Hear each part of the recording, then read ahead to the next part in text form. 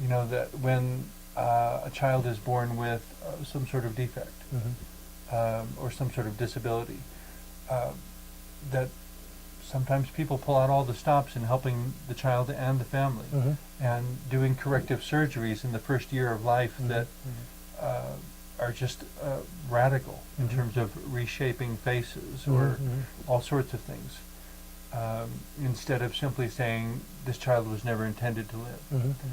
You know, that very intervening action is contrary to all the sociological programming that says it's survival of the fittest and people will only act out of their own self-interest.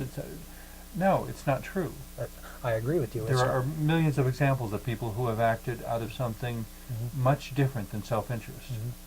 And I think that comes back to trust again.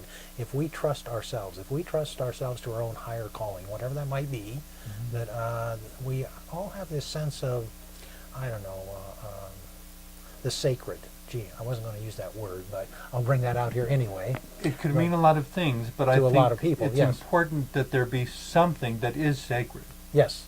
And one of the things that I do point out to many of my clients is I help them achieve what is best for their highest good.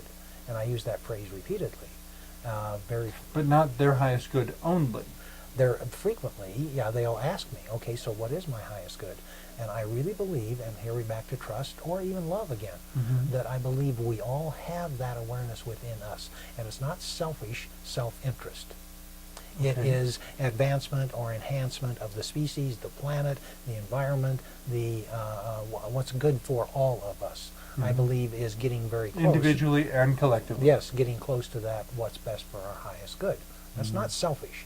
And there are many people that they just don't quite understand that. When I make that comment, they'll think, well, gee, that's selfish, and we'll have this sort of a discussion then. Well, that's where I distinguish, here I'm sounding all collegiate, but hopefully everyone will understand.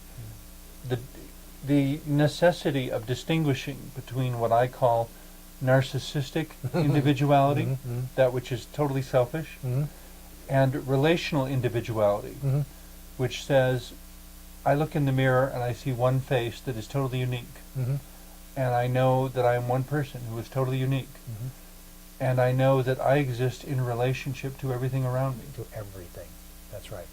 To my environment, to my family, to my neighborhood, to my church, my community, my nation.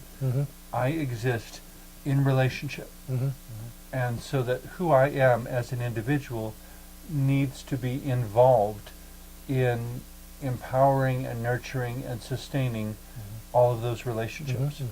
I think so. And coming back to the trust again, that we have to be able to trust ourselves. We have to be able to trust our wisdom. We have to be able to trust our relationship with God. We have to be able to trust all of that. And it has nothing to do with logic. It has nothing to do with reason even. It has to do and in that sense, trust is very much tied to faith. Yes, well, yes, okay. And we How do could you almost separate faith and trust? We could almost interchange those. Which says faith is not exclusively a religious term. Oh, no, they have co-opted that. And it does have some application there. Yes. But that's not its limit. No, it's much bigger than that. And that was one of the things I've been uncomfortable with, the religious right, that they have co-opted the term faith for their own very narrowly focused uses. And it's much bigger than that. Faith, gee whiz. At its basic, it means believing in something. That's right. Which is basically the definition of trust. Yes. If I didn't have a huge level of faith, I wouldn't be able to get out of bed in the morning. And that's trust as well. I trust that this day is going to be absolutely beautiful, wonderful, spectacular, full well knowing or at that least it may has not. The possibility to be. It certainly does. And at least if I start off that way, then the likelihood that it's going to be closer to that is increased. And I have the faith. I have faith in my fellow man that they are going to help me. If it's at all possible, they will. Not everyone will. I understand that, and that's okay. But that's the faith and the trust. And so many times in conversation with me or with my clients, that faith and trust, they're kind of like this. They're not separable. There are different facets of the same gem. And I understand people's objections to institutionalized religions, because they have done a lot of questionable things. One has to remember, I think, that which is truly God, I'm speaking theologically now, of course you're welcome to disagree if you like, in my understanding, that which is truly God pre-existed both Christianity and humanity, and every other religious system also. And what spirituality is about is creating a relationship with that pre-existent divine. That, that which is truly divine, before we even had words to describe it, before we had a system of doctrines to suggest how it might operate within certain situations.